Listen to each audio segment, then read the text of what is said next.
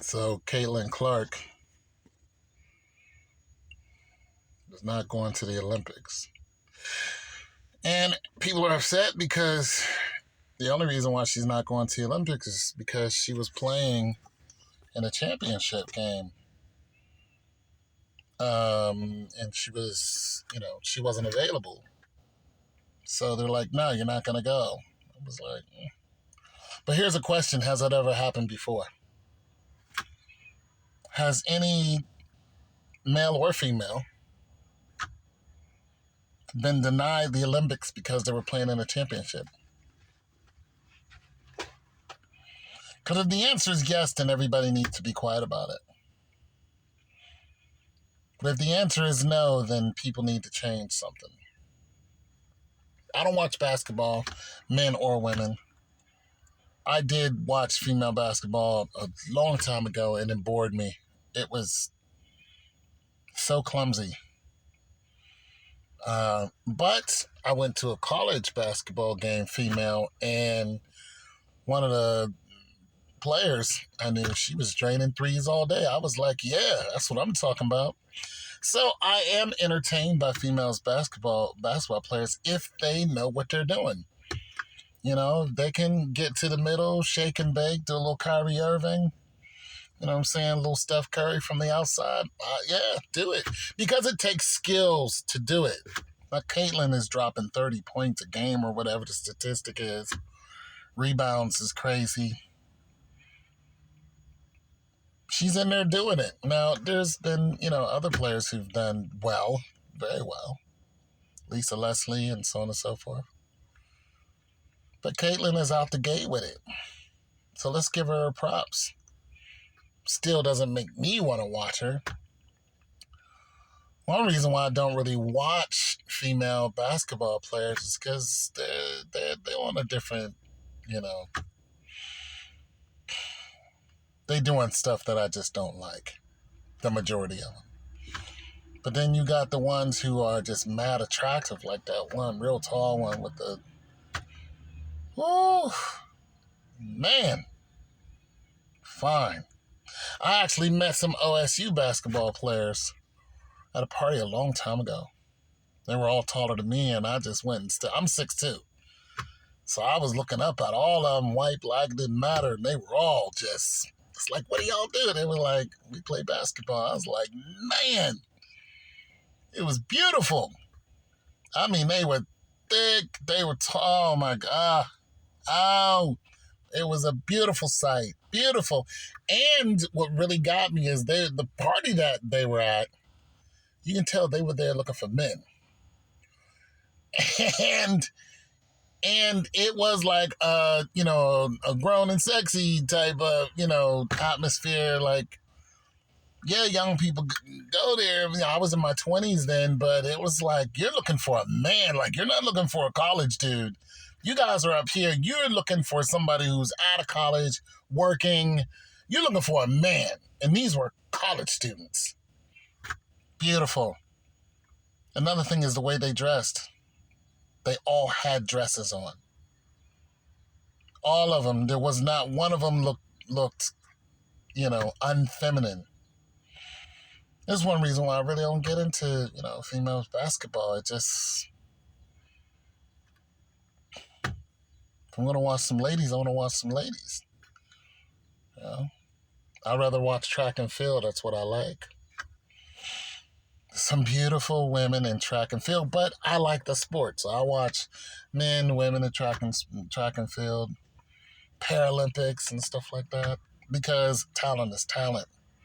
Especially the people who are running 100 and the 200 blind. Woo! That is mad talent, and they're fast.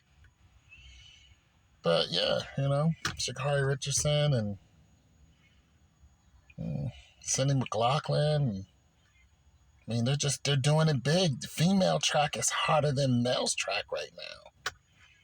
Cindy McLaughlin is tearing things up.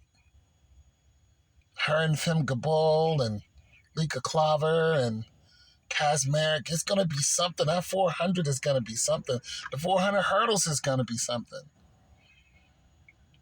Adeleke from Ireland. Oh my gosh, she is beautiful. Rashida Adeleke from Ireland. Go home, Haku. Just beautiful, and that's what you want to see. You're like, these women are so attractive. It's not like they gotta be attracted to me. I'm almost 60 years old, but they're attractive. They're beautiful. They're feminine. They're out there doing their thing.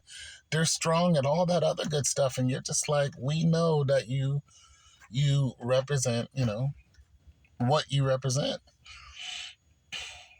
When you look over to women's basketball, it's like they have no interest in men. Not all of them, but a lot of them. And it's like, man, it's like, why would you care if they're interested in you or not? It throws men off, is what it does. I mean, I was watching Mary Lou Retton. You gotta understand. I'm way back, you know what I'm saying? I was watching figure skating, and when that whole debacle went down with figure skating, and you know what I'm saying? I'm watching all kind of female sports. Love it. Female softball, 100%. The pitcher, our prom queen was a pitcher.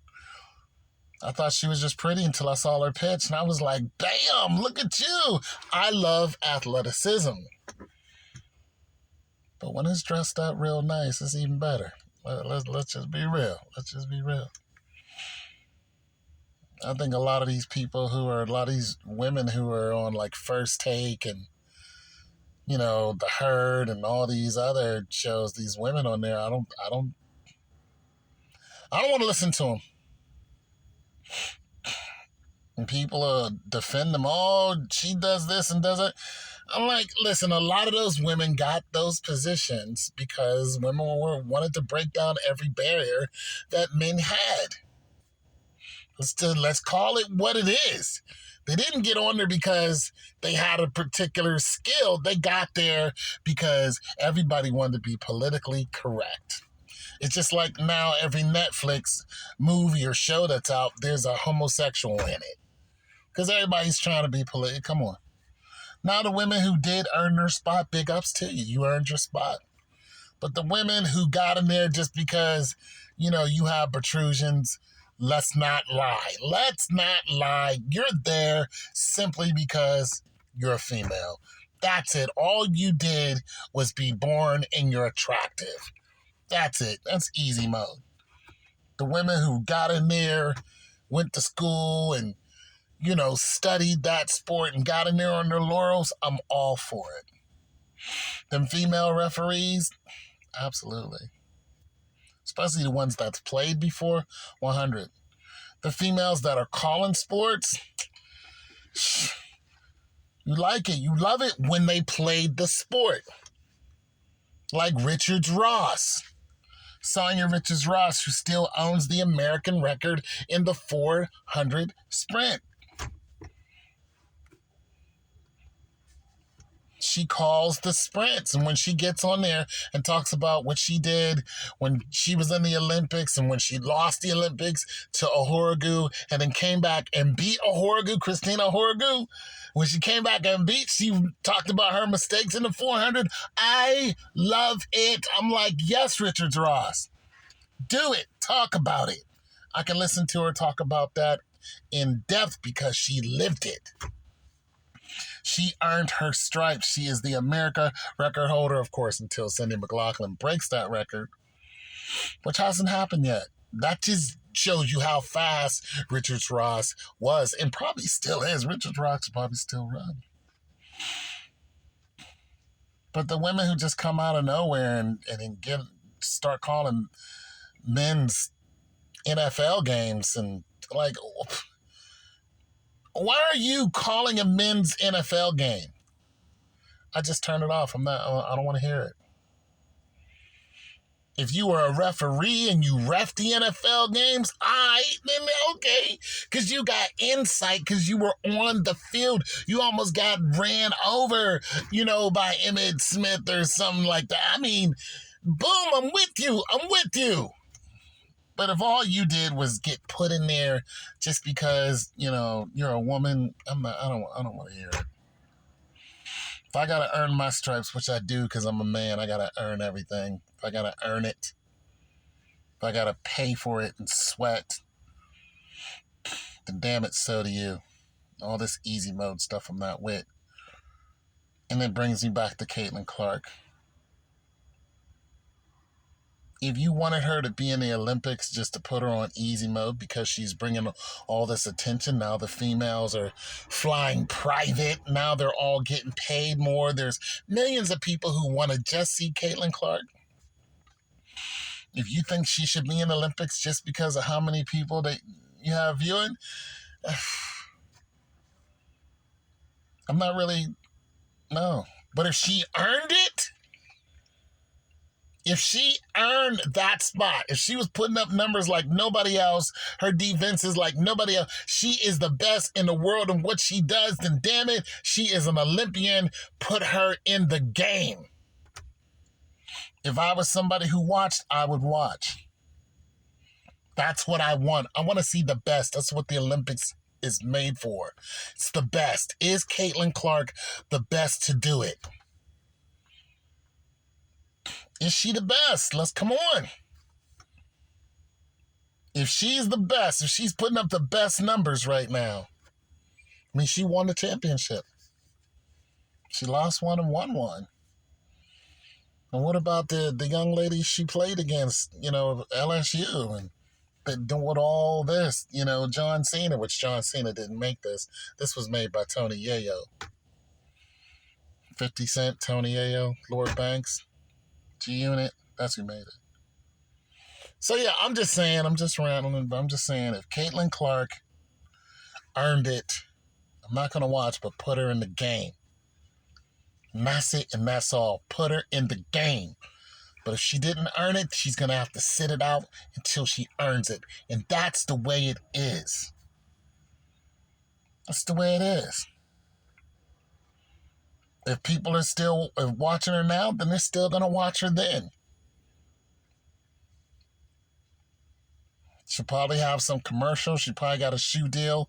She'll do a Sha'Carri Richardson. Sha'Carri Richardson got a big shoe deal now, I hear. And Sha'Carri talks her stuff, too. Remember one person said on her Twitter, there's like, I could beat her in a race. Sha'Carri said, do it and I'll double your salary. I'm like, yes, go race her so she can dust you. Go out there, race her, put it on YouTube and look pure stupid because you don't understand the skill that this young lady has. And how many people actually said, oh, I can beat her and I can, they might have beat her once or twice and they're just like, oh, I'm fascinated. No, you're not. She ran the third fastest time in like history or something. It was like third or fourth fastest time. Even though it was win-aided, she ran a 10:57 win-aided. You're nowhere near close to that. Let me tell you, there are men who struggle with 10:57. Men, grown men. Sha'Carri Richardson is fast. And that's it. When she wants to win, she wins. Anyways, I'm out.